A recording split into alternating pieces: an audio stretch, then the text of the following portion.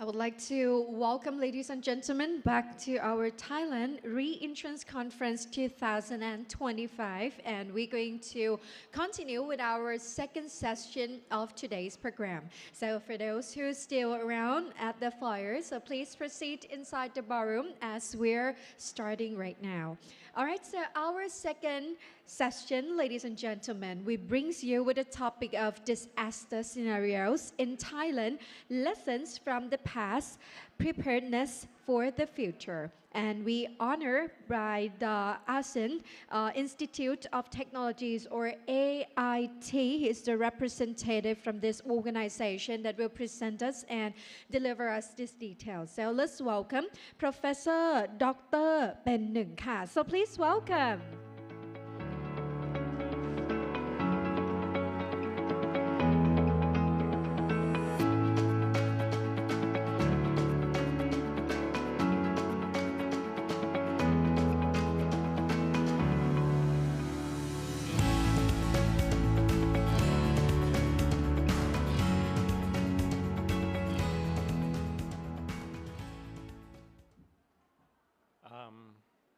Good morning. My talk today will be just focusing on earthquake and about lessons that we have learned from the recent earthquake in Bangkok. I think as most of you know, on 28 March this year, we had a strong ground shaking in Bangkok. And many tall buildings in Bangkok were strongly shaken. Some have serious damage. And this was created by a large earthquake in Mandalay, in Myanmar, with epicenter about 1,000 kilometers away from Bangkok. So my talk is going to focus on this earthquake event and see what we have learned from this one and see how we can prepare for the future. As you may know, I'm an engineer. I'm not in the insurance industry. So my talk will be maybe difficult for some of you to understand, but I try my best to make it simple enough. Let's start from this one. The right-hand side picture shows the seismic activity in this region. Each dot, red color, black color, or other colors, show one earthquake event in this region. So you can see that we have many earthquake activities in Andaman Sea, in Myanmar, in southern part of China, in Laos, in northern part of Vietnam, and some part of Thailand. But you cannot see the dot in Bangkok. We do not have a major earthquake source underneath Bangkok. Okay? All these earthquakes are actually, we call tectonic earthquakes. It's produced by the movement of tectonic plates. And most of them are created along active fault, which is shown on the other picture. And some of them created at the boundary between tectonic plates. Active fault in this region, you can see many colors. Some of them are in gray color. These are active fault with low rate of activity, we call low slip rate.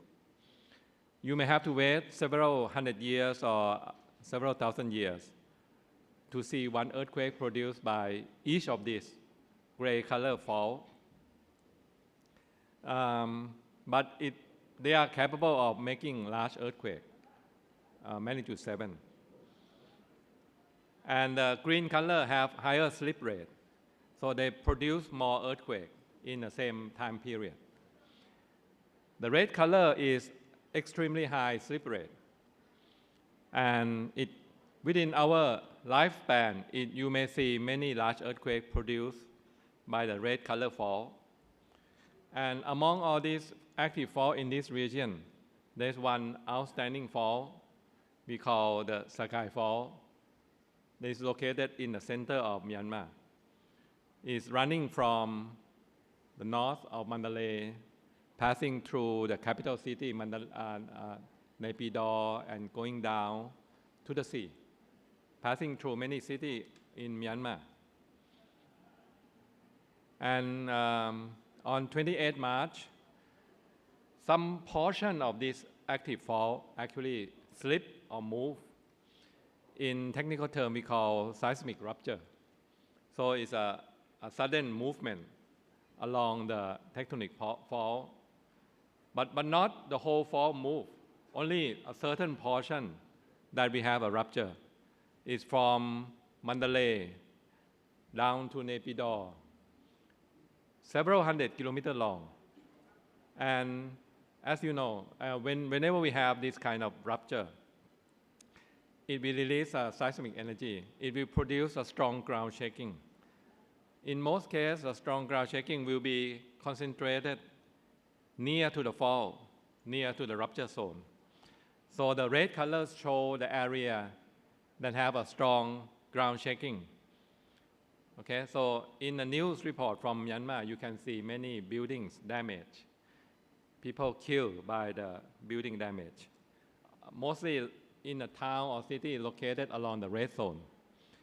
As the distance increased from the rupture zone, the ground shaking intensity gradually reduced. So this is very normal. This happens in most earthquake events. What is not normal is, in this picture, the earthquake shaking becomes strong again in Bangkok, 1,000 kilometers from epicenter. Okay, and that's I'm trying to explain the effect in this talk. Ground shaking becomes strong again because Bangkok have a special geological condition. I think all earthquake engineers around the world know well when the site condition, the soil condition can modify the ground shaking intensity. If you are in the soft soil area, you can expect stronger ground shaking intensity compared to the site with stiff soil. So this picture shows the soil condition all over the country. But in the whole country, we have the area with especially soft soil condition located in Bangkok area. So this is a first clue.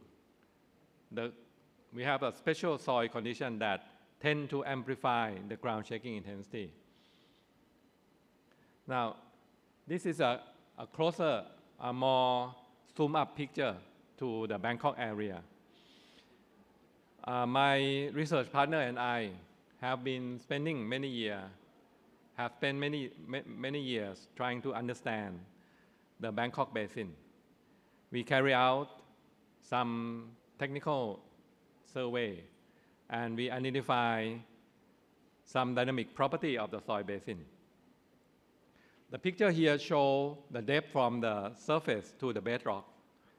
So it says that Bangkok is just on top of a large soil basin.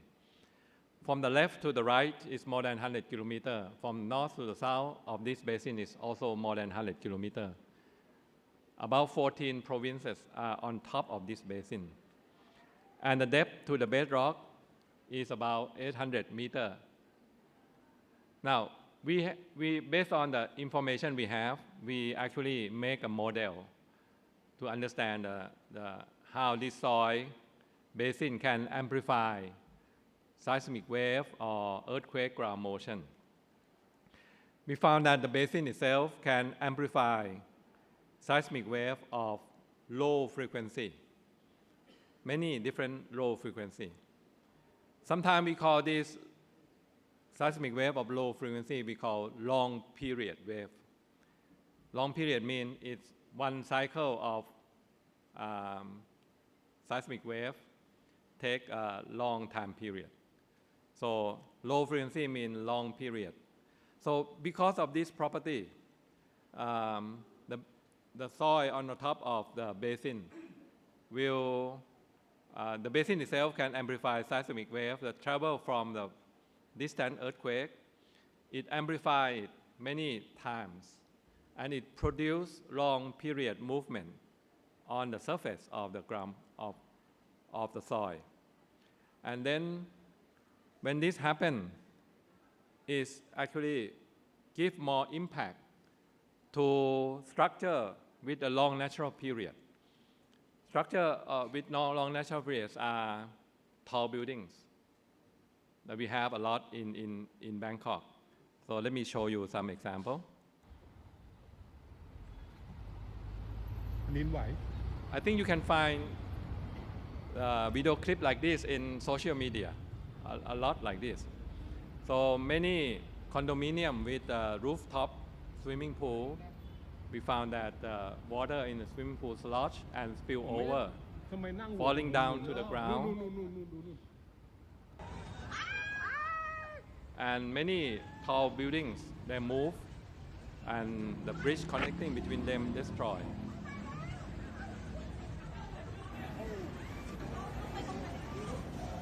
We have seen the impact to the SkyTrain. And the highlight for this event was the collapse of State Auditor Office.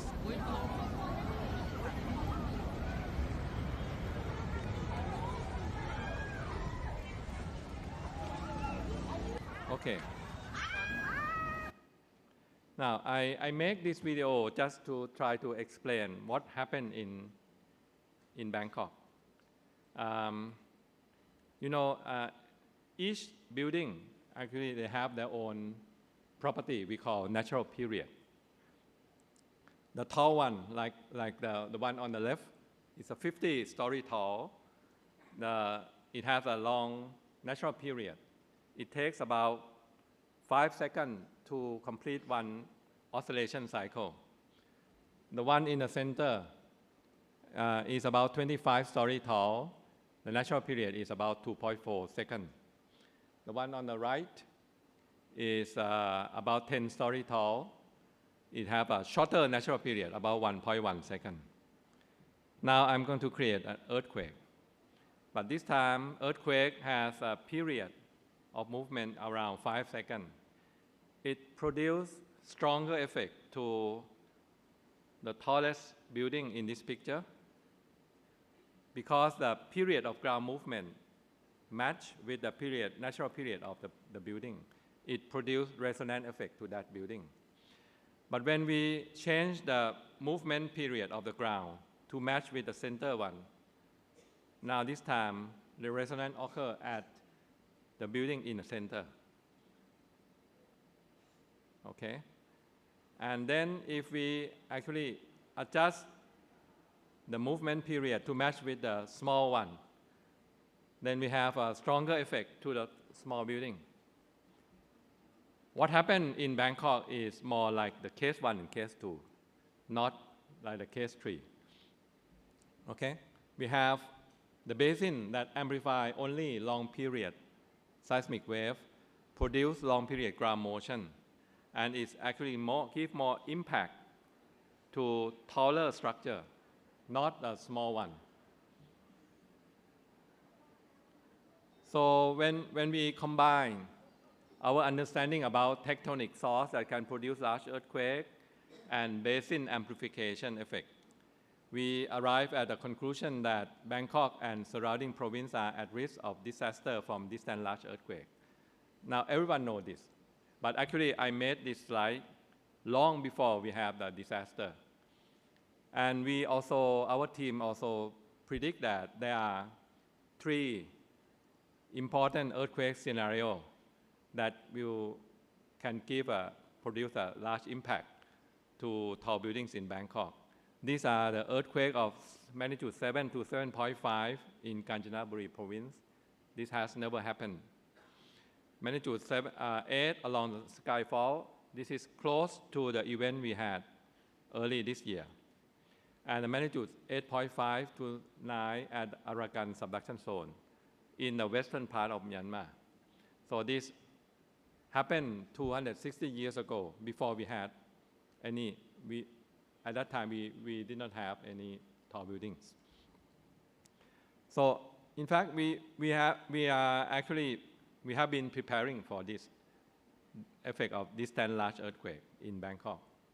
We have a ministerial regulation require that buildings of the height over 15 meters need to be designed for earthquake resistance. We have the regulations. We have engineering standard to guide design engineer to design buildings against effect of this 10 large earthquake.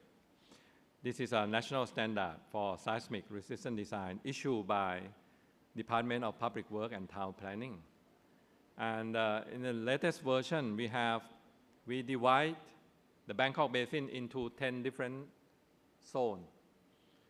And for each zone, we give a design curve.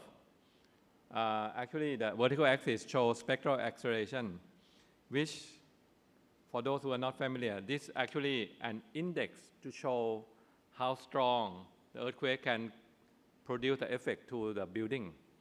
If the curve becomes high, it becomes stronger. And this depends on the natural period of the building.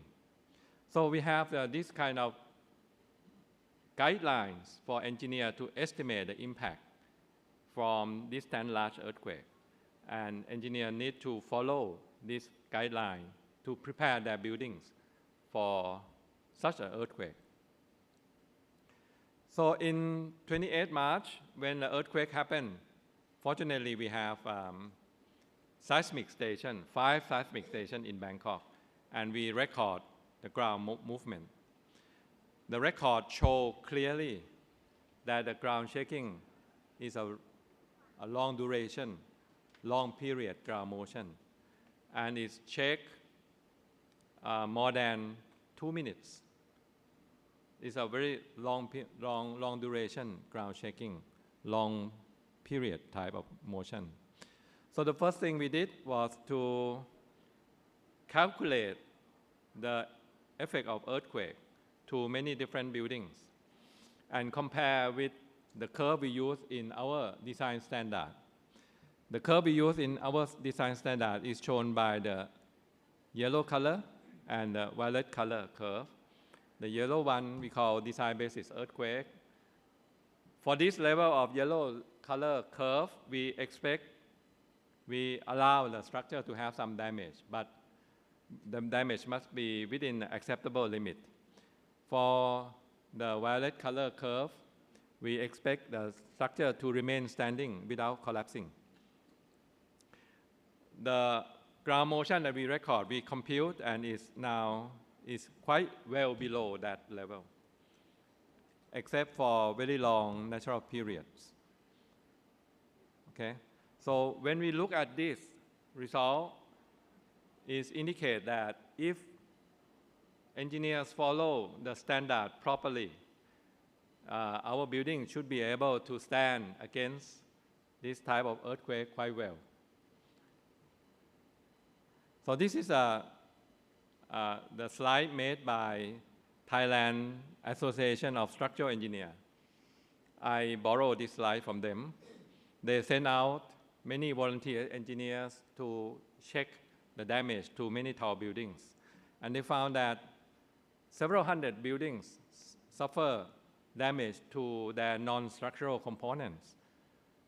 Only about 10 buildings have a damage to their main structural components. And only 1 building collapsed. Okay. The damage to non-structural components like crack to partition walls, damage to the ceiling, damage to mechanical or drainage system, elevators. This will not affect the safety of the building, but it will affect its functionality, the building use. But the structural damage can affect their safety and collapse. Of course, you know, this will kill most of people inside.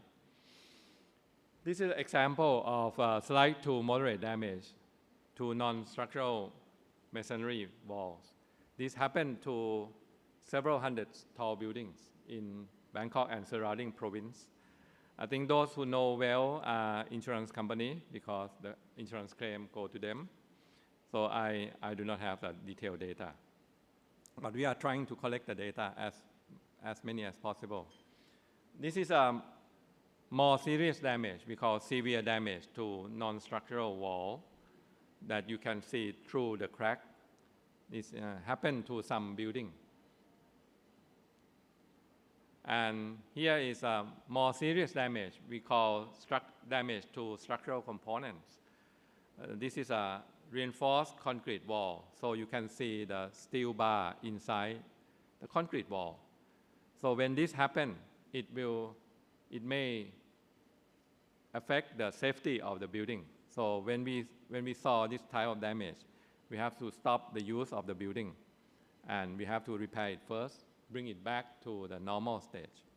This is in Rajvithi Hospital, a 25-story building. So you can see the damage to the wall. And this is another building, more serious than the hospital. Okay, this building is almost collapsed, but still standing, and now they are under the repair.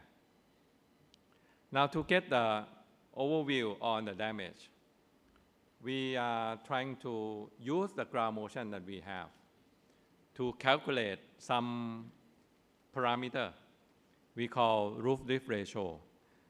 This is the maximum lateral sway at the top, at the roof, divided by the height of the building. We believe that this index will tell us some clear idea about the impact of the earthquake to the tall buildings. Just to give you some idea, in Japan, they designed their tall buildings for under the maximum earthquake to have roof drift ratio of not more than 1%. 1% means 1 over 100. Okay, so lateral sway should not be more than 1% of the height. Okay, that's to give you some reference about this number. So based on the ground motion record,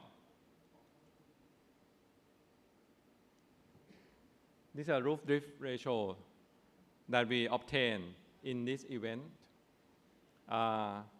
One picture calculated from ground motion in the north-south direction at the public work and town planning location. And the left picture shows the ground motion in an east-west direction. The roof drift ratio we obtained is not up to 1%. It's not up to 1%, but it's quite high. And the horizontal axis shows the natural period. Let me explain again. Natural period of 1 second means a building of about 10 stories. Natural period of 2 seconds means about 20 stories. 4 means 40 stories, roughly. 6, about 60 stories. So by this way, I think you can see the impact to different buildings that we have from not so tall to super tall in Bangkok. But before I go further, I will come back to this picture again, but I want to explain that the roof drift ratio depends on one important parameter we call damping ratio. Damping ratio is indicate the ability of tall building to dissipate vibration energy. So suppose we have 3 identical buildings in a shape, but they have a different damping ratio, and we shake them. The one that has high damping ratio will stop shaking first. The one with lower damping ratio will stop later. Okay? We used to believe that all buildings, small or large, have a damping around 5%.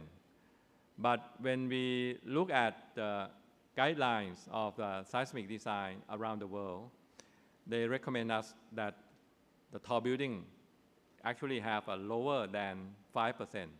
So they recommend something like 2 or 2.5%. So we adjust our design standard to assume that our building have a damping around 2.5%. But From this event, from the data, limited data that we have, it indicates that damping of many tall buildings in Bangkok may have damping less than 2.5%, maybe as low as 1%. So this lower than expected damping ratio may explain stronger than expected response in tall building. Okay, I show you another animation. This one show 3 buildings under ground shaking, matching with their natural period. They are under resonance effect. But the one with low damping will vibrate more deformation, more impact. Okay, now let's come back to this picture again.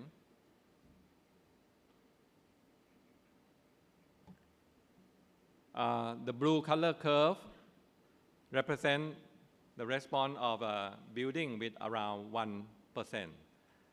The red color show those with the damping of about 2.5%. The green color represent those with the damping about 5%. So I believe our buildings have a damping somewhere between 1 to 2.5%, somewhere around that. So now it gives you some clear idea. Some building may have high damping, so it have less vibration, lower roof lift ratio, less damage. Some building have lower damping, it will vibrate at stronger level, more roof lift ratio, more damage. But what I can say more is the building in Bangkok, the building, a super tall building with a number of stories, around 60 to 80 or more, we have just 10 of them, only 10 super tall buildings. But most tall buildings are in the range of 10 to 50 stories. We have more than 1,000 buildings in that range. So most buildings are having a natural period within this range, 1 to 5. And within this range, there is a strong peak at around 3 seconds, which means that building of around 30 stories, 25 to 30 stories will have, maximum impact by this type of earthquake.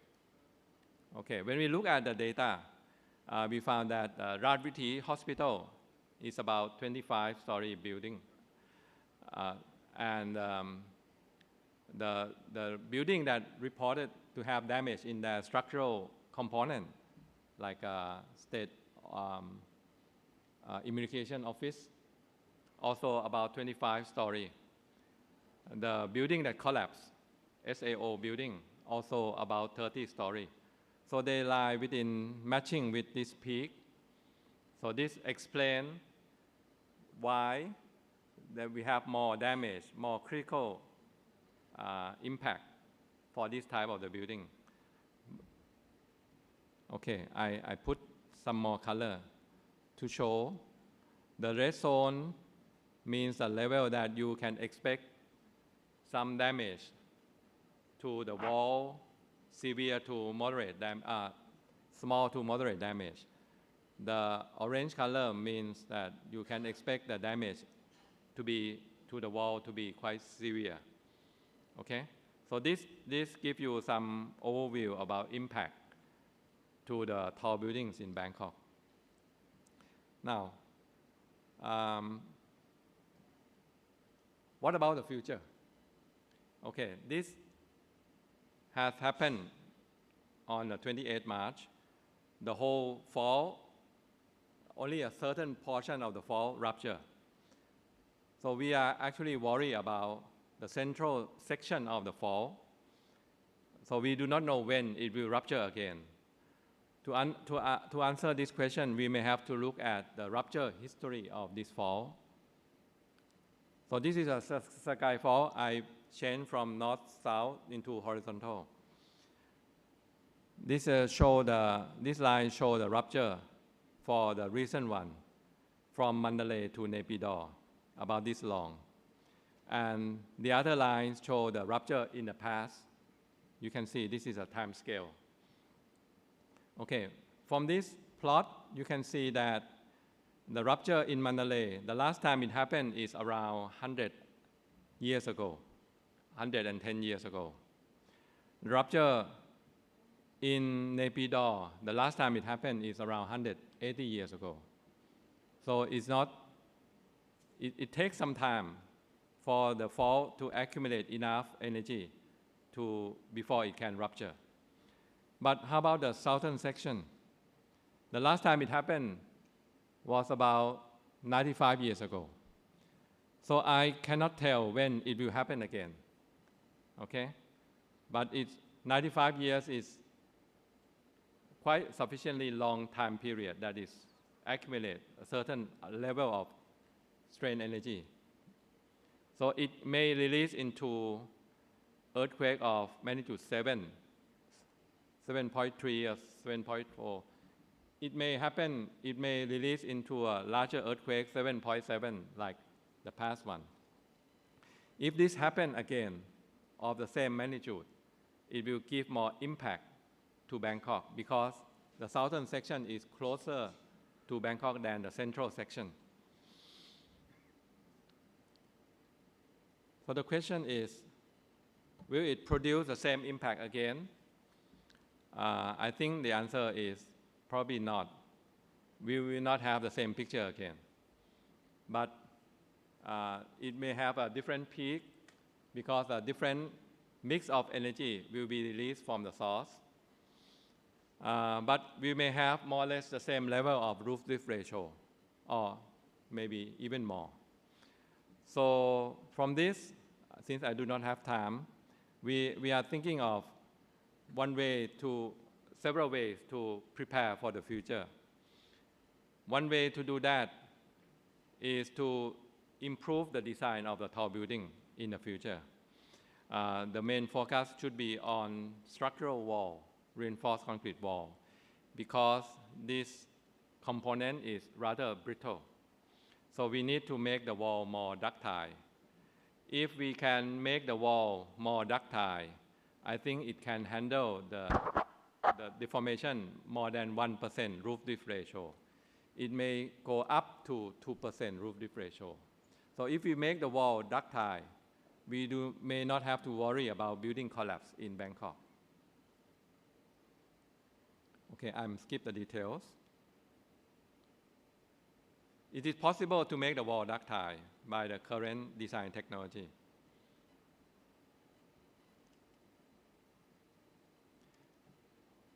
But if you make the wall ductile, the building may be safe, but you may not be able to prevent the damage to non-structural components. For insurance company, you may still have to pay for the damage insurance claim because there will be damage to non-structural components. But how to reduce that? I think the answer is shown in this figure. You need more damping into the building. How to make it having higher damping is to put more energy absorption device we call damper into the buildings. There are many forms of this energy absorption device we call viscous damper, viscoelastic damper, metallic damper, friction damper. There are many of this kind of device available in the market. And in some countries, they actually use it in their building construction practice. But for Thailand, this is new. We have never used this before. But we may have to start thinking about this in the future. If we have this, such a device installed in a building, then we will reduce the impact from the future earthquake. Okay? And we may be able to save more life in the tall buildings in the future. I think that's all. This is my last slide, and it's already run out of time. Thank you for your kind attention. Thank you so much, Professor Dr. Pennung Wanichai. Please remain on the stage. And next, I would like to invite Kun Pongpanu Damrong Siri, Executive Director of the Thai General Insurance Association, to present a token of appreciation to our guest speakers. Thank you very much, Professor Dr. Pennuwanichai. He is from the Asian Institute of Technologies, or AIT, that presented to us about the disaster scenarios in Thailand, lessons from the past, preparedness for the future. Thank you so much for sharing your insight with us. Please give a big round of applause once again. Thank you. Let's take a picture together. All right, thank you so much. ขอบคุณค่ะ Thank you. And also, next we move on to our next topic that will be presented by our senior property treaty underwriter at Swiss Re. So he will present to us about the risk recalibrated and designing CAT coverage for a resilience Thailand. So ladies and gentlemen, our next session right here, if you have any question for those who are watching through the online, so you can type it to the comment as well. So right here, our third session, let's welcome Mr. Oh Tian Yu. Let's welcome our senior property treaty underwriter at Swiss Re.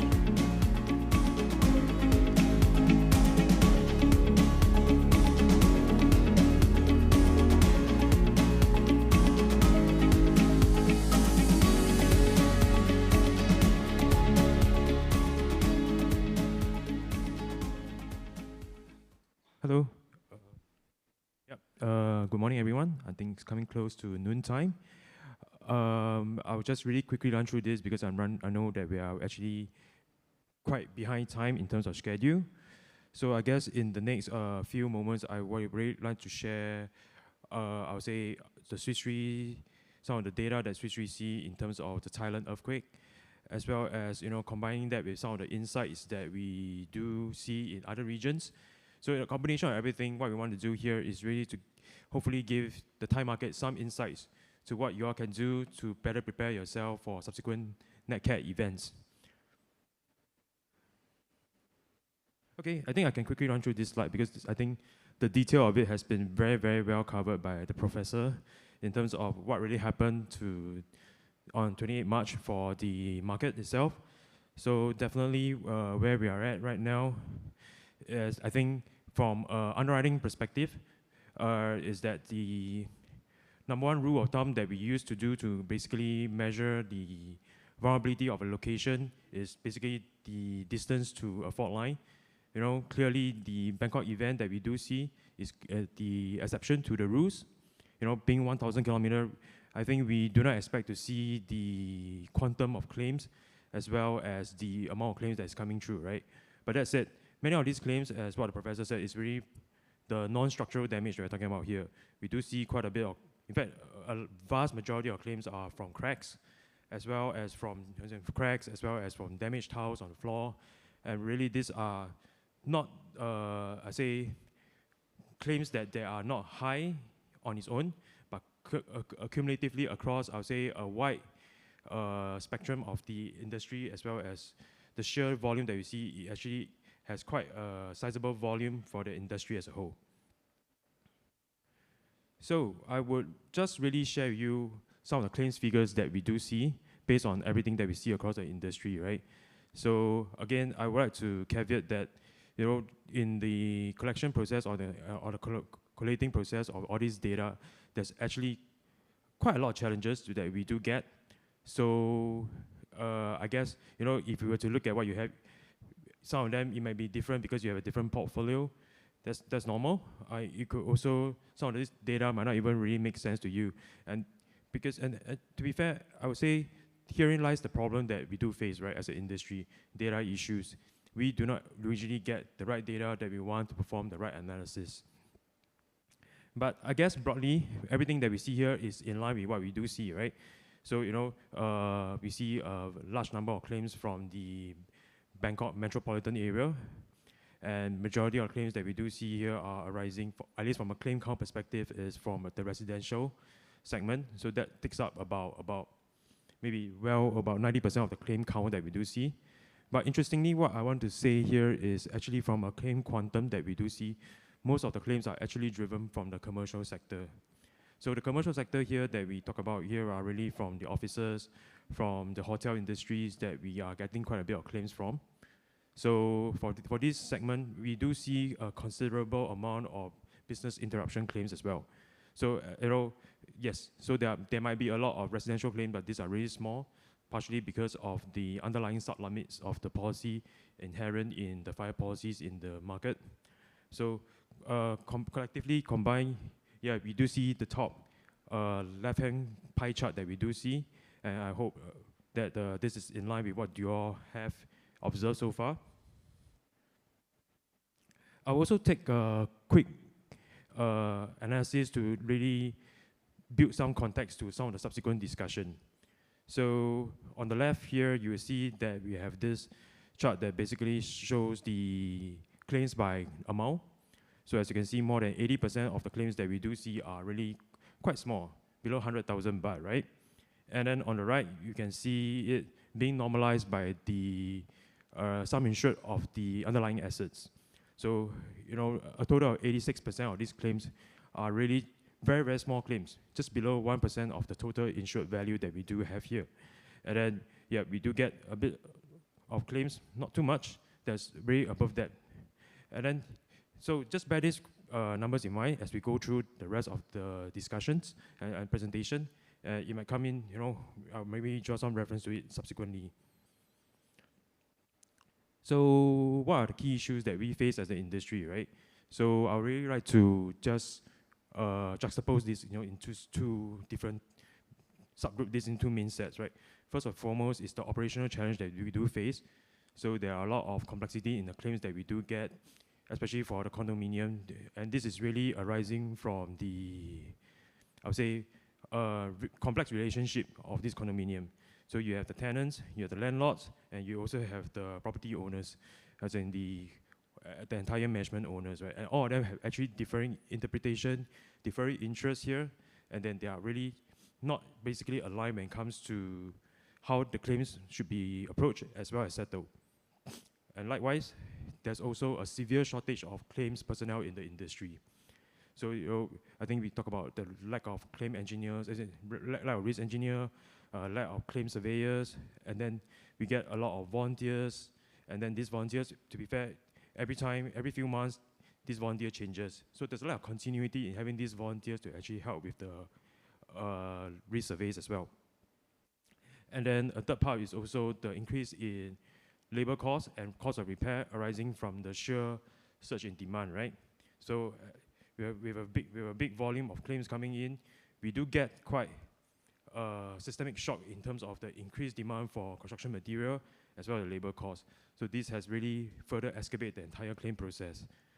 So in terms of long-term impact, to be fair, even till today, we do see quite a lot of complexity that we do get. So one of it arising from the fact that some properties are actually having multiple policies. So it's hard for us to ascertain which policy gets triggered and how much to allocate in terms of the claim apportionment.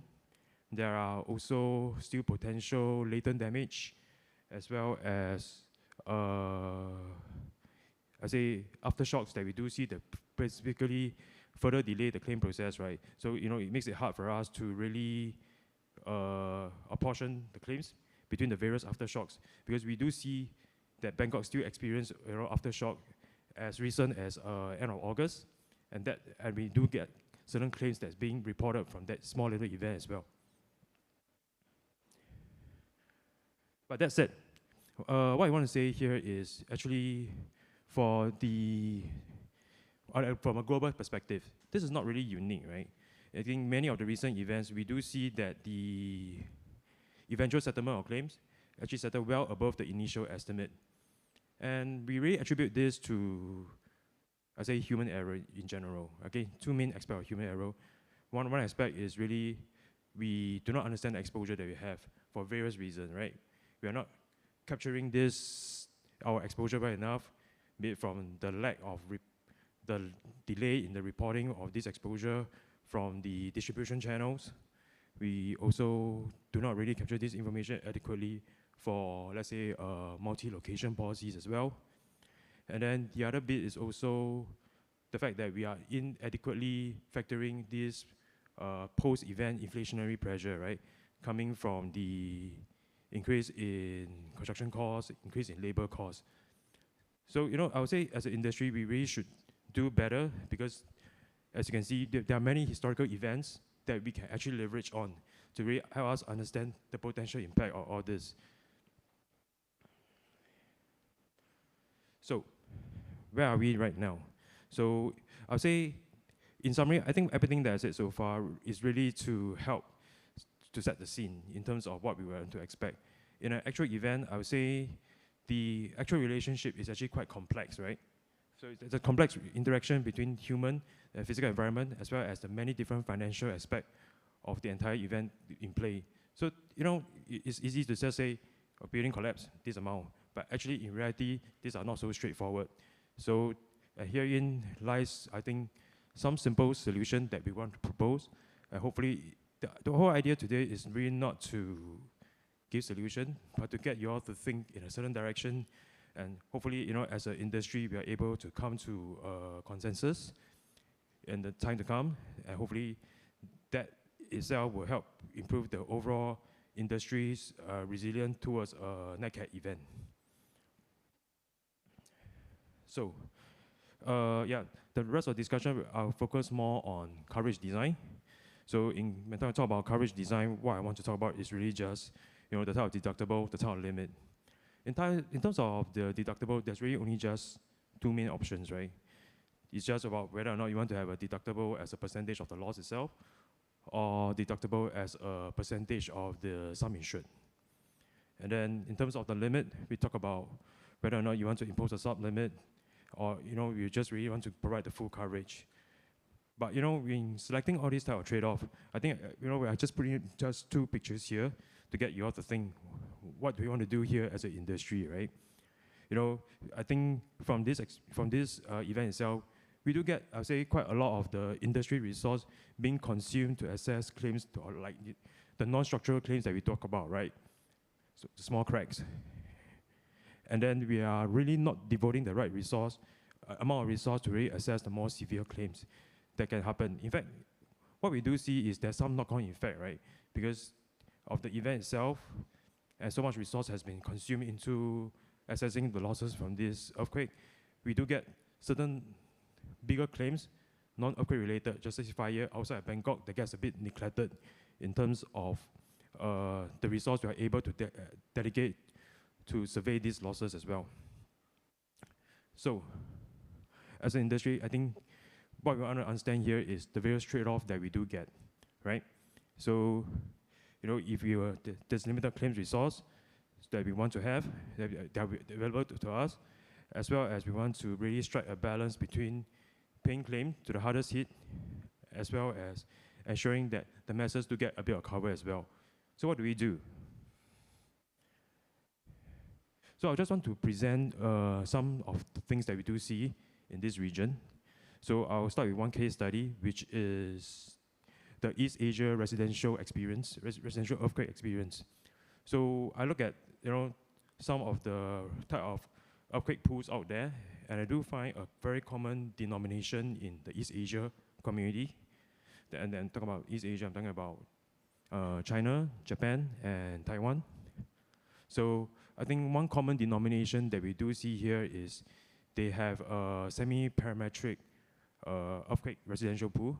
So when I talk about semi-parametric, what I mean is, in a normal insurance context, right, your policy has a loss-based trigger, and then the losses itself will be loss-based as well. But in a semi-parametric, yes, the losses trigger is still loss-based, but the payout is fixed. So you can see from this table, right? So in each of these table here, we do see that actually, I just provided a summary of it. What happens is in the underlying definition, there are actually very clear-cut of what, let's say for Japan, what a light loss is, what a small loss is, and what a large loss is. And then once the damage is assessed, the payout is fixed. So of course, the key advantage of this is this type of product will say vastly improve the speed at which claims can be settled. But of course, there's a trade-off to this in the sense that there is potential basis risk, right? In terms of the policyholder, they might not get indemnified for the losses that they actually suffered. Sometimes it can be higher, sometimes it can be lower. And then, all the things we talk about in terms of the inflationary pressure arising post-loss, yes, because of the definition of this policy, it gets passed on to the policyholder as well. So again, questions for you all to think about in terms of the trade-off. Like I said, at the end of the day, we do not have a perfect solution that basically checks all the boxes. What we want to emphasize here is the opportunity cost and what is to be gained and what is to be compromised or accommodated. I'd like to show some empirical evidence as to the efficacy of this type of product type. So, so I have two, I would say, relatively positive evidence to show that this type of parametric product does allow for claims to be settled at a significant faster pace than normal, traditional, conventional insurance. So the two events I'm talking about is the Turkey earthquake in 2023, as well as the Japan earthquake in 2011. So in both of these countries, they do have this type of semi-parametric residential earthquake insurance available. And in both of these instances, within the space of 12 months, we do see a very high settlement rates of the claims, right? Both in excess of at least 95%. And I compare this against another major earthquake over the last 15 years, which is the New Zealand earthquake. The claim settlement is significantly, I would say, slower. It's also driven very similarly to some of the things we talk about in terms of the challenges that the industry face, from the complexity of various relationships, different people at play. And to be fair, even till today, I would say the New Zealand earthquake claim hasn't been fully resolved. In fact, it only got to about 95% only like 5-6 years after the earthquake.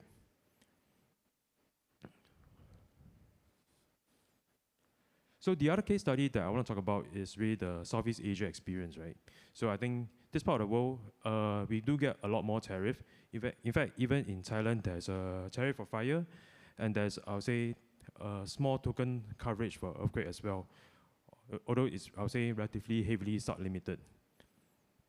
So I broadly categorize them into, I would say, two main groups. So on the left, we talk about Cambodia and Malaysia's tariff, which are very, very, I would say, low seismic in nature. These are the relatively low seismic countries, right, where they are not near active fault lines. So a key feature of their tariff is these earthquakes are also fully charged. They get full sum insured coverage where available.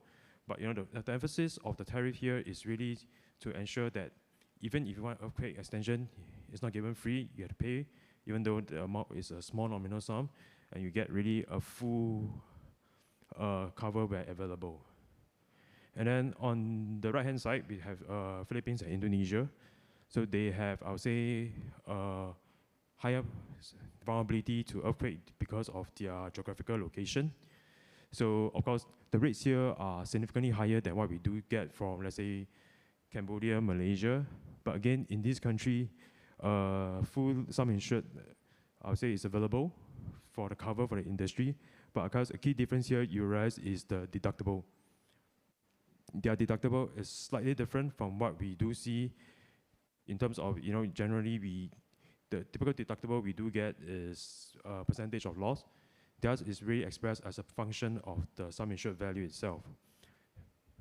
So I think, if you circle back to what I said earlier about the sum insured,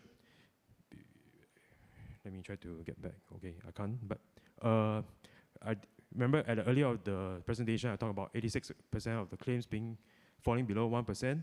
So, these are hard claims that we want to target with this type of deductible, because at the end of the day, what we want to achieve here is really to find the right balance so that we can delegate our claims resource to the right type of claims. So having this type of product type does help significantly in that aspect.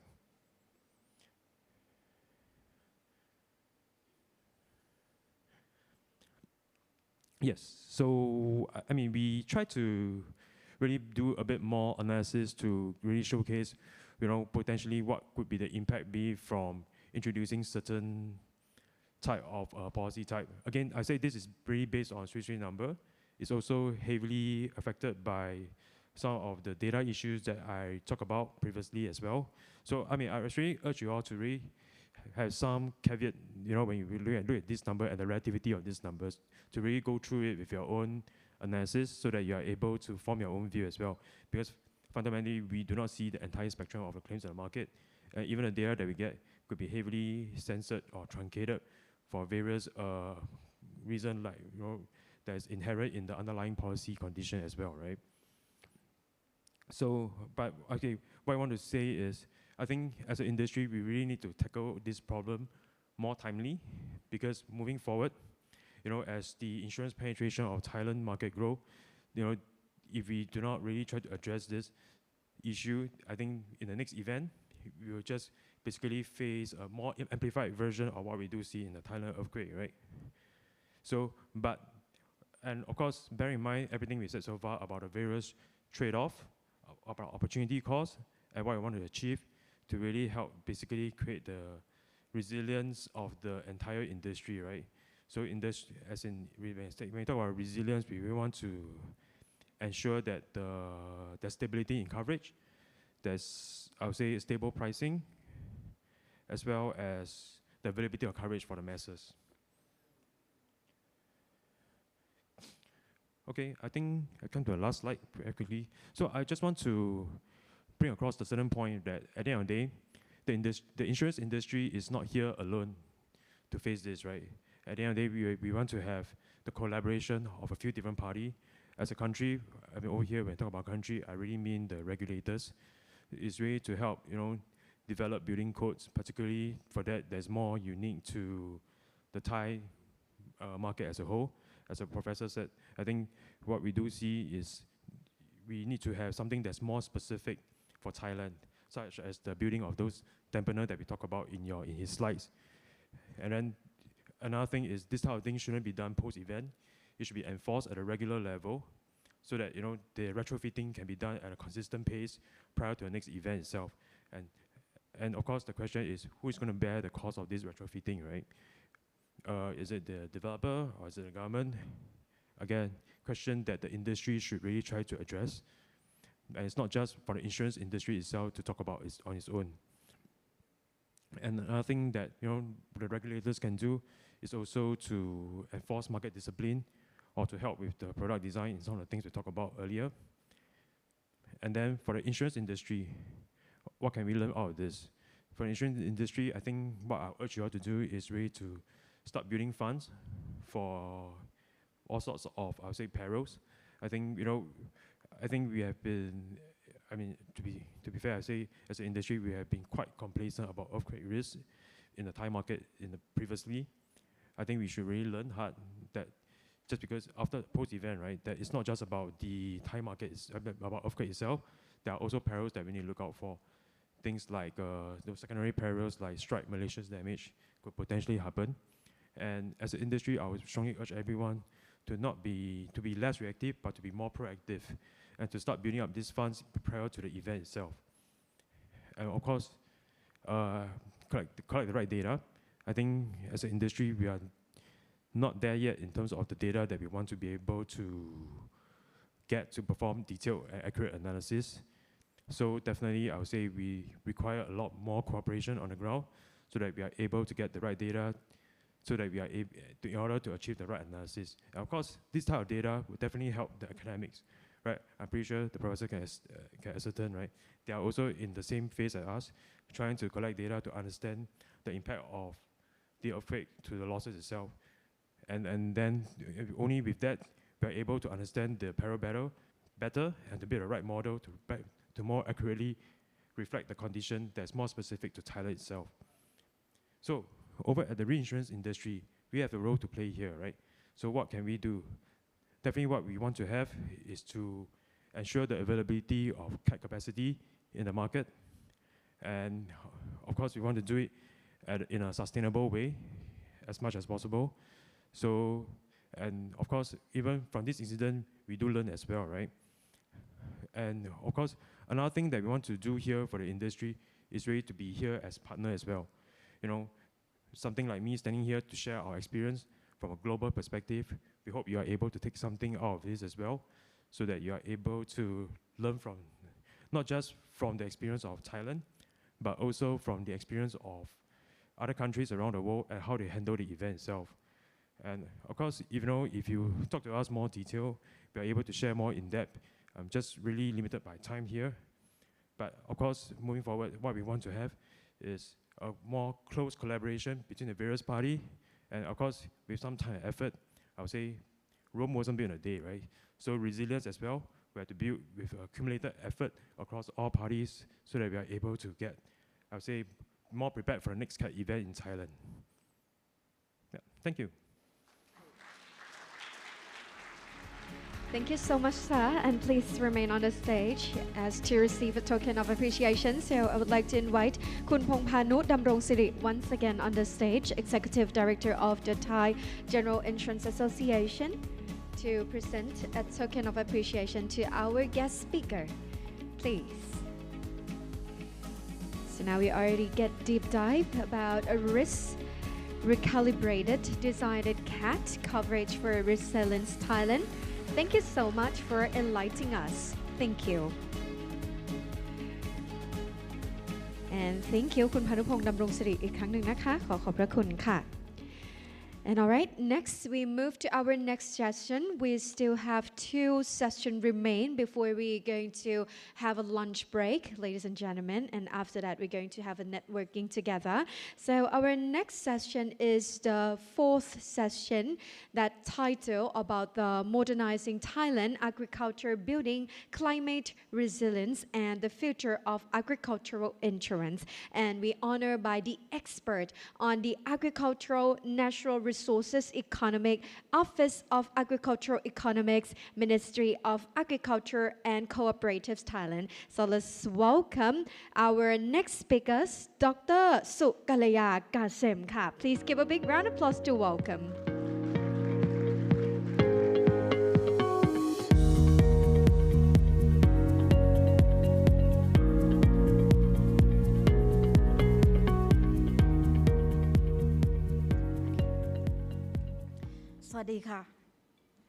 Good morning, good afternoon.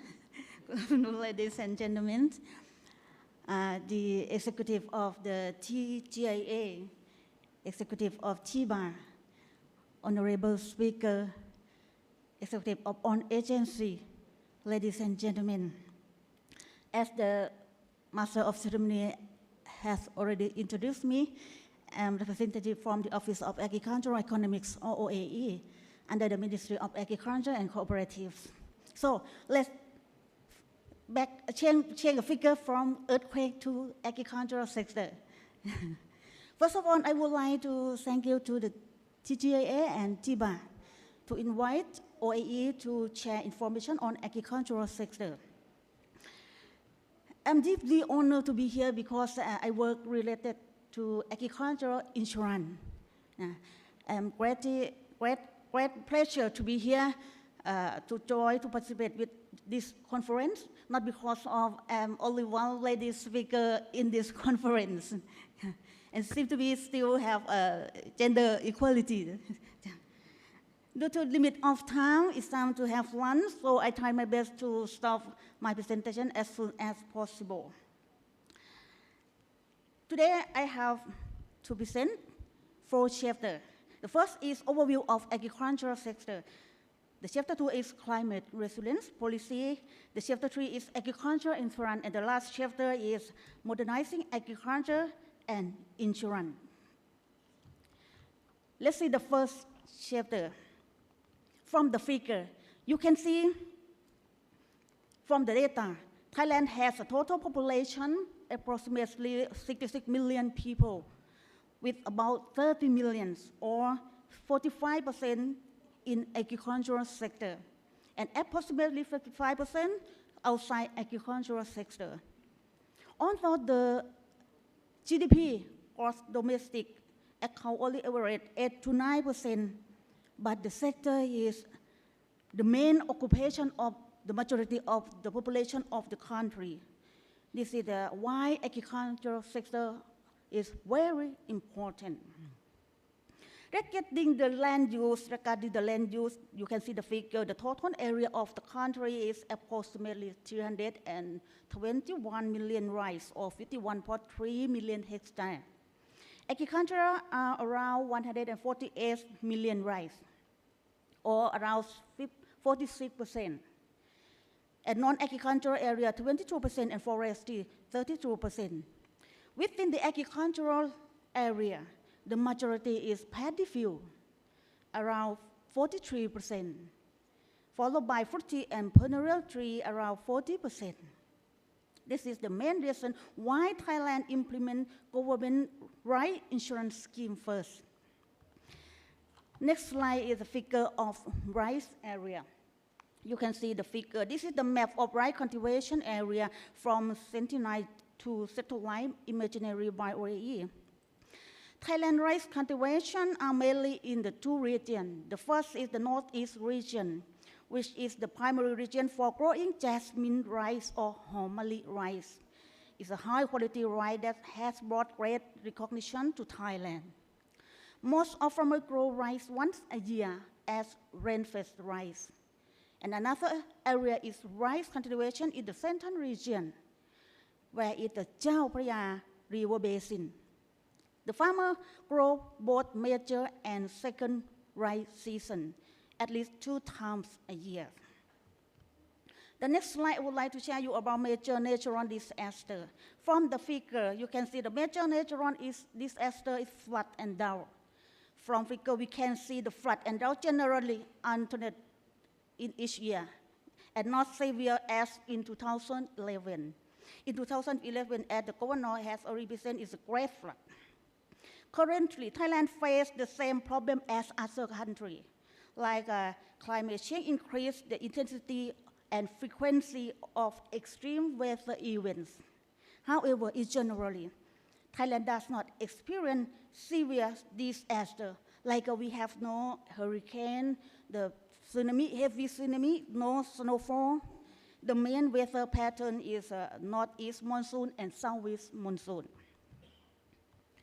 The next slide is potential of the country. I would like to present a little bit about potential of the country. Thailand has a capacity to cope with various challenges, such as climate change and public health crisis, like the governor have already presented the COVID crisis. Thailand, we have implementing national strategy and plan to also have high adaptive capacity.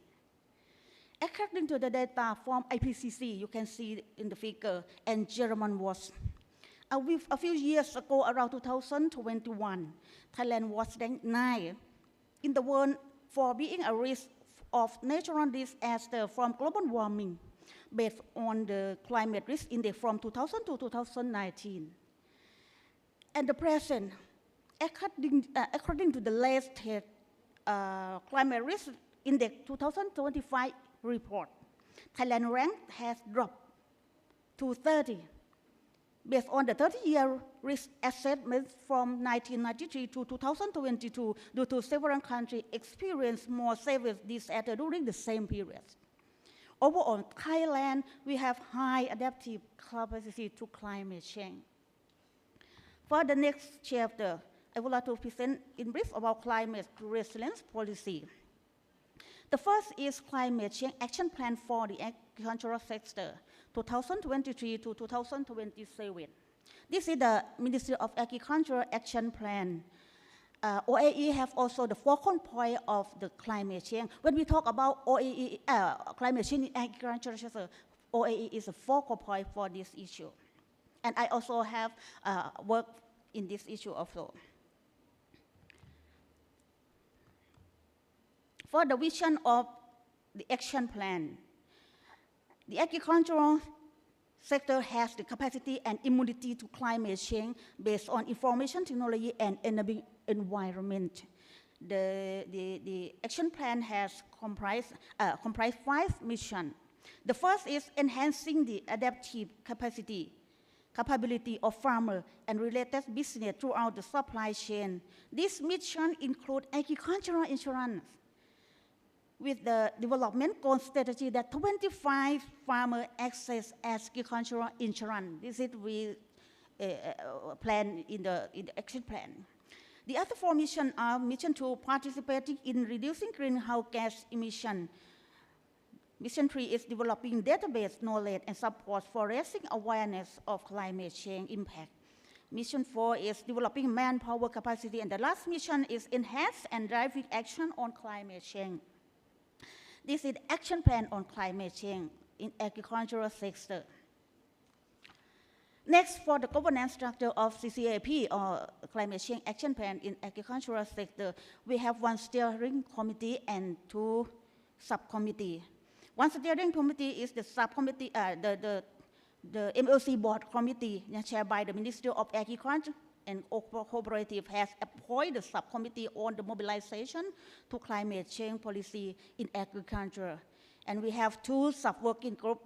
The first is the working group on agriculture climate change action plan development, monitoring, and evaluation. And the second is the working group on agricultural greenhouse gas inventory and mitigation measure. I also have directly worked on this issue also. When we talk about climate change, the OEE is the focal points, and I also work on this issue also. The next slide is agricultural insurance driving mechanism. Following the Cabinet resolution on March 24, 2023, the Cabinet assigned to the Ministry of Agriculture and Cooperative to be the core agency for implementing agricultural insurance in the country. In the past, the core agency is Ministry of Finance, and after 2023, the Cabinet assigned to the Ministry of Agriculture to be the core agency. Another important instruction is the Prime Minister assigned to the Ministry of Agriculture and Ministry of Finance and related agency to formulate a mechanism to drive agricultural insurance operation. Consists of one committee and two subcommittees. One committee is Agricultural Insurance Steering Committee, chaired by the Permanent Secretary of the Ministry of Agriculture.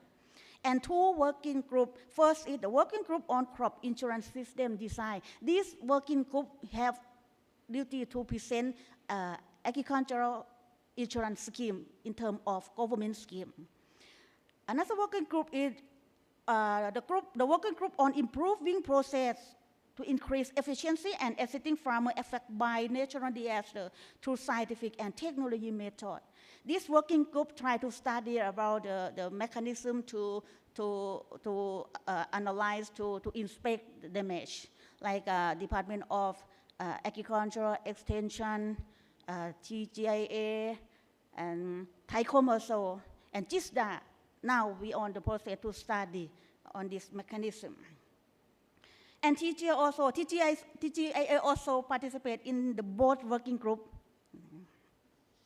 And also we will invite representative from TGIA to present the information when we conduct a steering committee also. Okay, the next slide is chapter 3.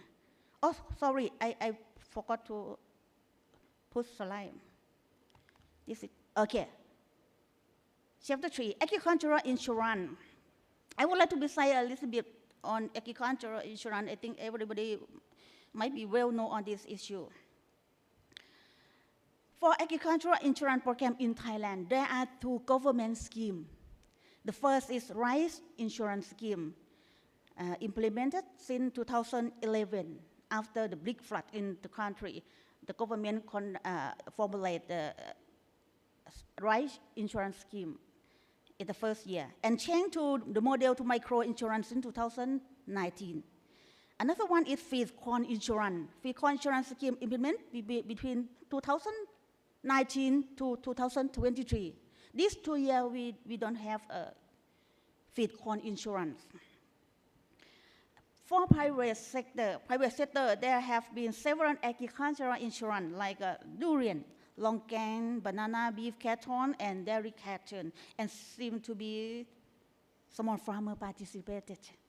Yeah. The next slide is National Agricultural Insurance Process. I would like to present you the Rice Insurance Scheme 2024. This is the first year that Ministry of Agriculture is the core agency to implement this scheme. The study brief explains national agricultural insurance process. This insurance process is OAE is 4 components. In the process of project preparation, OAE conduct the meeting with TGIA. First agency to meeting with OAE is TGIA. We not meeting or conduct a contact with the private sector. We contact with TGIA first. And then the project present to the working group, like I have already presented last slide. The working group on the crop insurance system design for consideration and approval, and then present to Agricultural Insurance Steering Committee. This step we have to submit the proposal to the BAAC also, Bank of Agriculture and Agricultural Cooperatives, because the bank have to subsidize one part of their client.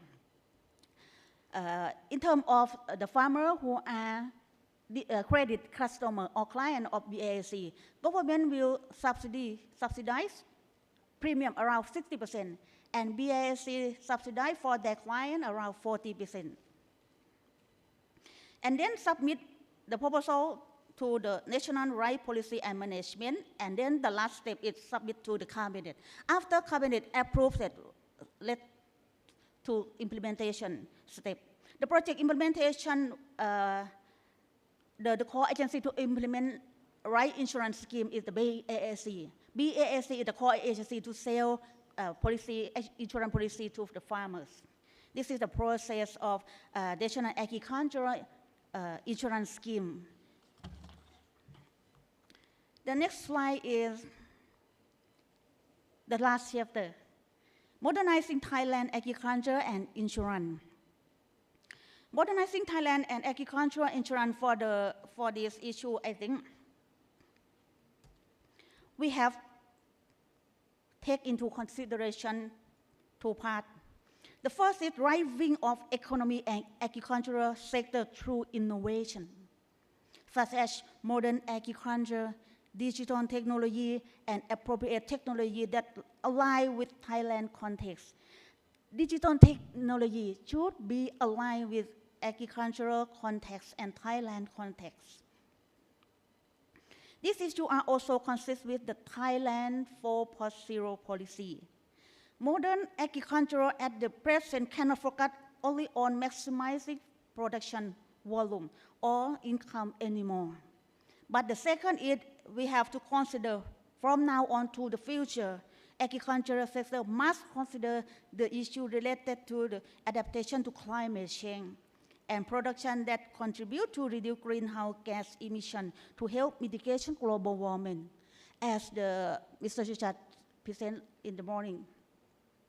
Now, from 2 years ago, Antonio Guterres, President of the UN, said that now we change from the global warming to the global boiling since the January last year ago.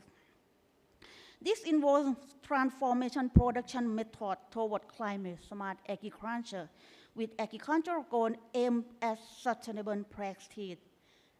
We have to consider sustainable practice, especially insurance scheme, how to implement sustainability.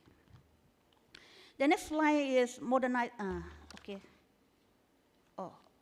sorry. Next slide is building climate resilient agriculture.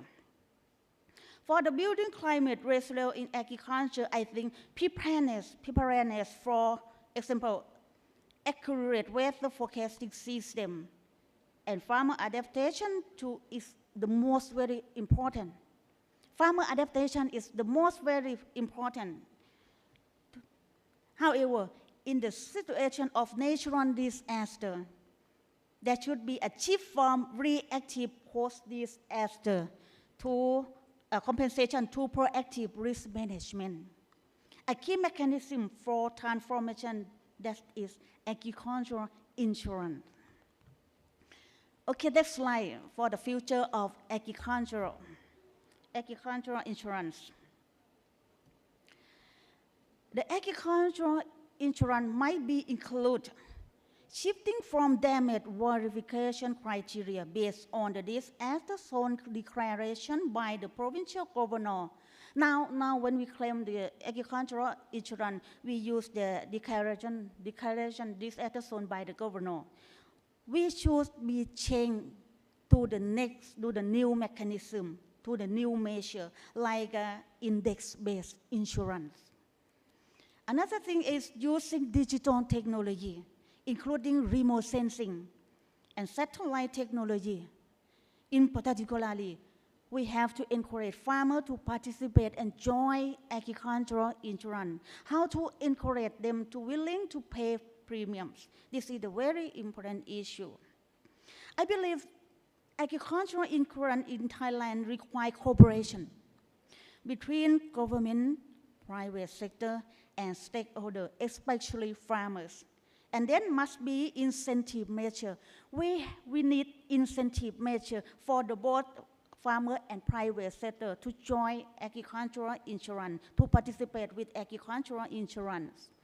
Another important issue is expanding agricultural insurance to other agricultural commodities, agricultural products, including livestock and crop. Like I have already presented, now government scheme have already implement only rice and feed corn.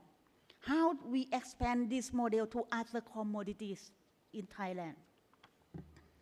The next slide is how to extend the rice insurance to other. The figure I show cassava. Why I show cassava? Now the crop currently prioritized is cassava. Many years ago, we have problem on disease. The cabinet assigned to the Ministry of Agriculture to consider on agricultural insurance scheme in terms of cassava. And now still not implemented. We try to implement cassava insurance. OAE also has conducted the research on cassava insurance development. The study found that farmers are concerned about the issue of damage inspection. We need to analyze to find out the appropriate implementation method because cassava roots are underground. How to check the damage is so difficult. In the case of BAAC also, if BAAC reduce or not subsidize the client, how to motivate, how to encourage farmers to willing to pay their budget for buy insurance. This is also difficult. On this issue, I would like to request GGIA also to help consider approach for proposing a cassava insurance scheme. In terms of sustainable agricultural insurance practice, this is the last slide. I think the recommendation for sustainable agriculture insurance practice should be considering two important components. The first is strengthening collaboration between people, especially farmers, stakeholders, government, and private sector. All sectors must be cooperate. Another issue is strong system and tools, such as smart agriculture, satellite technology, and support for subsidized various tools and essential to make operation accurate and fast, aiming toward going to security and sustainability. The meaning of security is farmer and society well-being. And the meaning of sustainability are sustainable resources and sustainable insurance. As I have already talked, how sustainable insurance is so very important. Many insurance policy have approved by OIC, but not implemented. Most farmers still have low income. Thailand, the farmers are very poor. They have low income. Agricultural products have low price and unstable price, and including fluctuation price every year. They are still have illegal product. Illegal product come from the other country. And there are still limitations in exporting to global market. How farmers they can pay premium for buying agricultural insurance? This is to make farmers still dependent on government assistance. So finally, in conclusion, Oh, sorry, it's time. Okay. Regarding the agricultural insurance, as I have already presented, finally, I believe that today's meeting will lead to the development of agricultural insurance system in Thailand. If anyone have comment or suggestion to the development of agricultural insurance in Thailand, you can provide your recommendation to OAE or TGA also, TGA also. I hope that, especially regarding the development of Kassawa insurance. We plan to conduct a meeting with TGIA within this year. And of course, the last one I would like to say to all of you that I think insurance company and reinsurer are the key to success of agricultural insurance in the country. Thank you. Thank you. Thank you very much, Dr. Sukalia Kasem. And please remain on the stage. And I would like to invite once again Kun Pongpanu Damrong Siri Ka, Executive Director of the Thai General Insurance Association, to present a token of appreciation to our guest speakers, who is the expert on the agricultural natural resources economic. Please give a big round of applause once again. Thank you so much, Dr. Sukalia Kasem from the Office of Agricultural Economic, Ministry of Agriculture and Cooperative Thailand. Thank you so much. ขอบพระคุณค่ะ And next, we now move to our last session of this morning, ladies and gentlemen. Our next topic is about from space to soil, unlocking the power of satellite technology transform Thailand's agricultural insurance. And we honor by Chief Executive Officers of Thaicom Public Company Limited. Let's welcome him, Mr. Pathomphop Suwansiri. Please give a big round of applause.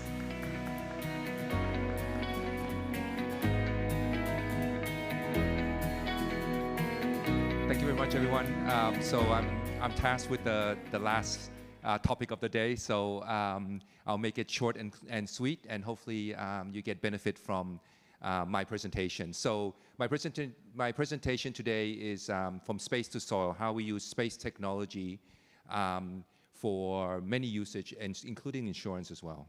So just 20-30 seconds about the company. You know, we've been a satellite operator based in Thailand for the last 30 years, and we built 8 satellites and building a couple of more. But I think what is more important is that the new domain of the world is the space domain. The space domain is valued at around $600 billion at the moment, and in 2032, it'll be well over $1 trillion. So as you can see with all the social media and everything, space is now a very exciting domain that everyone's looking into at the moment. And a lot of it is to do with the ability to commercialize space now. The access to space is 10 times cheaper than it was before. The advent of AI has accelerated a lot of the technology in space. And also with that, there's a combination of the climate situation as well that is everyone is worried about. So we have transformed the company from a satellite company to a space company. Apart from still doing the satellite business, which has some up-and-coming technologies that will be available in the world in the next few years and are still available now in its infancy, so something like satellite-to-phone technology. Those are some of the new technologies that are coming up. But what I want to focus on is the one on the far left, which is the Earth observation and the geospatial intelligence. So what is Earth observation satellites? This is a quick 101 on Earth observation satellites. Is basically they are satellites that orbit the Earth at very low altitude, and they have cameras and sensors, and they take pictures of the world. And there are different types of sensors. The multispectral sensors are the ones that you can see both visible and non-visible light. So things that the naked eye can see, and also more importantly, light that the naked eye cannot see, like infrared. And these are very, very valuable information. And the other type is what they call SAR, or synthetic aperture radar. So these are basically active sensors, and their benefits is that you can see through clouds and at night as well. So this is very, very valuable, especially in this part of the world where there's cloud cover for most of the year. So we use these two sensors. This is an example of the use of satellite imaging. This was a few years ago in the Suez Canal, and if you remember the news that there was a blockage from one of the major ships that were blocking it for 5-6 days. So on one side, this is the picture from the optical satellite, but you also at night, you can also see very, very clearly the image of the ship that's blocking the canal at that time. So the resolution of the satellites nowadays are somewhere around 30 to 50 centimeters. And if you look back around 5 years ago, you're looking at 5 to 10 meter resolution. So the advent and of the technology of Earth observation satellites have now advanced so far that we can get a lot of benefit from this type of information. 30 and 50 centimeters 5 years ago would have been classified as military grade, that is not commercial use. So now we're getting into an area where we can then take advantage of this new technology that's coming in the last 4 or 5 years. And for us, when we look at space technology or space tech, which is a big spectrum of the industry, we're zooming in, for us anyway, we're zooming in areas that we think that space tech can help to address ESG, in both the environmental, social, and governance aspect. First of all, on the environmental side, we have used space tech to provide solutions for global warming, such as monitoring and measuring carbon credits using space-based solutions, for example. Disaster management, a lot of people talk about. I was sitting in this conference in the latter part of the morning, earthquakes, droughts, landslides, and so forth. Those are the things that can be addressed through satellite technology. On the social aspect, especially on food scarcity, this is something that, and crop yields, these are some of the stuff that we think technology can help both predict and also plan in terms of crop and crop yield as well. Safety and security in the borders. With all the political tensions that's going on, this is very, very important and getting more important day by day. But I think what's important is that satellite data is verifiable. It is transparent. It is universal. So this is very, very important. And in the satellite and in the insurance industry, I think this is something that can be used as evidence in your industry as well. So this is something that we are now pushing to get this going as fast as possible. So how does it work? Basically, you take raw data from the satellite, and the Earth observation satellites have been around for decades. Maybe the resolution has not been as good as it gets now, but why now everybody's using Earth observation and geospatial intelligence is because of AI. AI is the tool that has accelerated the analytics portion of the satellite imaging. Before, when satellite imaging were used, it's mostly for defense. And when they use it for defense and weather, it's mostly manual. And so therefore, with the advent of AI and machine learning, we are able to process lots and lots of data very, very quickly to get some actionable results that come out. So some of the actionable results that come out are mostly in two folds. One is object detection. From the satellite imaging, the AI can detect what type of object, how many objects, they can count how many objects, where they are, when they are, and its time, and with a time lapse. So with satellite imaging, I can say exactly at this airport, how many planes are now there, what type of planes, are they civilian planes, are they Air Force planes, for example. And for land classification, you can classify crops, what type of crops are being grown in this country, and also how large, like for example, we have 10 million hectares of rice. You can count how many hectares of rice are being grown on a yearly basis. And you can look at crop health and crop yield as well. And also forest fires, identify forest fires. So we have 5 services that we are doing at the moment. So let me go through a couple of the examples of the services that I think are relevant to the insurance community as well. The first one is what the last speaker was mentioning. Extension of what the last speaker was mentioning is that right now in Thailand, there are around 10 million hectares of rice paddies. Out of those 10 million hectares, what we have been working with the Thai General Insurance Association and the Ministry of Agriculture is to use satellite-based data for evidence to claim insurance. So we have expanded from 6 provinces to 16 provinces right now. We have done 2 million hectares out of the 10 million. And so we have a lot of data, space-based data, that can verify at an accuracy of greater than 90% the condition of the rice paddies for insurance purposes. For example, what can we do? We can analyze each rice plantation, how much of that area is rice plantation, and some of it is, how much of it is non-rice plantation as well, because some of them are just areas that are not producing rice. So when you look at the insurance side, you can specify specifically what area is actually growing rice.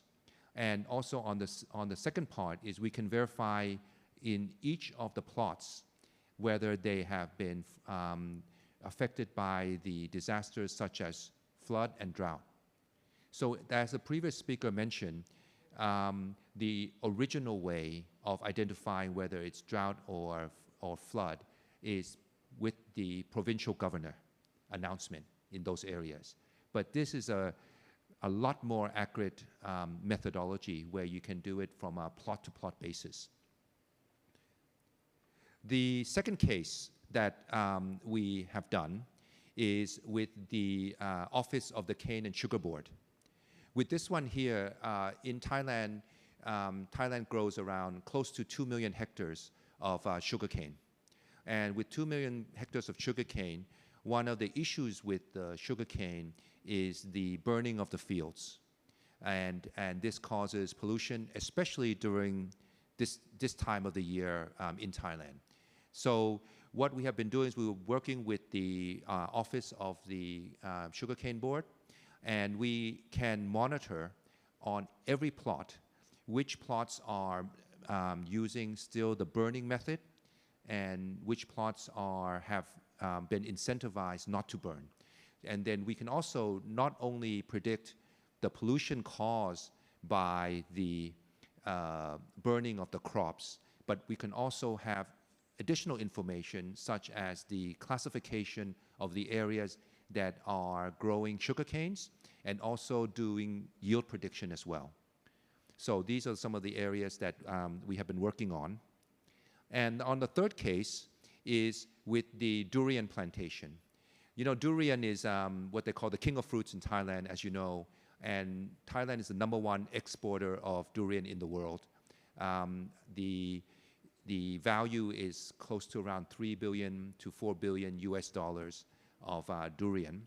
And one of the things that we have been working with is on the research side is to use satellite-based data to analyze and classify the areas that are cultivating durian, and also to distinguish between trees that have fruit-bearing trees and non-fruit-bearing trees as well. So these are some of the key areas that we think that can be valuable in terms of analyzing and also predicting crop yields as well. So all this leads to what we say is a space technology.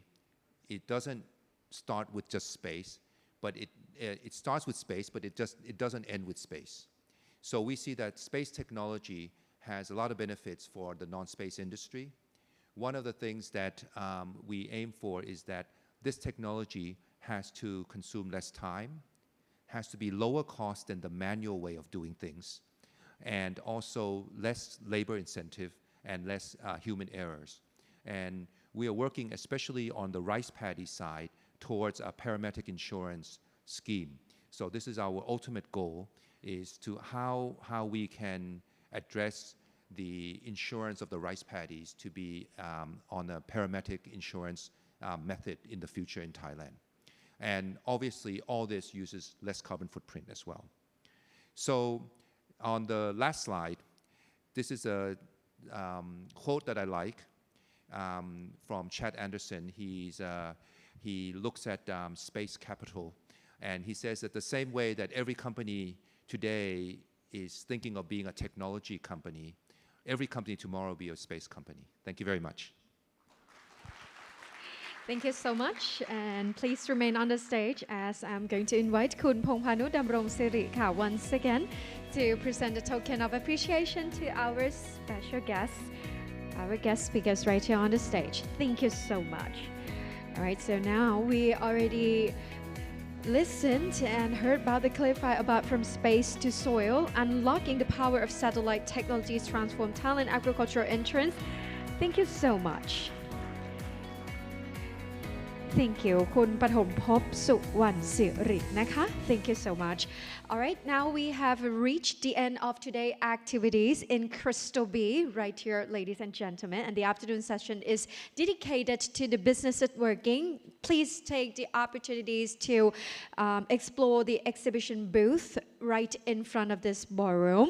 And regard to the agenda of the Crystal B tomorrow, we will begin at 9 a.m. once again with the topic of counterparty risk management from a rating agency view. All right, and right here that will be appear on the screen is the QR code that you can scan it for our Facebook and LinkedIn to get connected for latest news, activities, and knowledge sharing. So please, you can bring your phones up and scan through this QR code. And please allow me to inform you about the lunch room. So lunch will be served in 2 separate dining rooms. Everyone, you can join at a grand hall, which located at 2nd floor.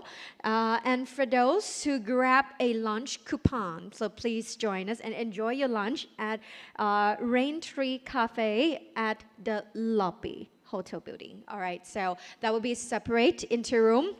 Easy to understand. Everyone, for those who haven't grabbed any coupons, so you can join it at the Grand Hall second floor. But if you grab a lunch coupon, please join us at the lobby. All right, so for the quick announcement, we have prepared you for the first aid station in China Room 2 at the 2nd floor. Last but not least, before we leave, before we conclude, for those who have confirmed your attendance at the welcome cocktail, so please join us at 6:30 p.m. right here in Crystal B Ballroom. So meet you once again at the welcome dinner. So please enjoy your lunch. See you later. ขอบคุณค่ะ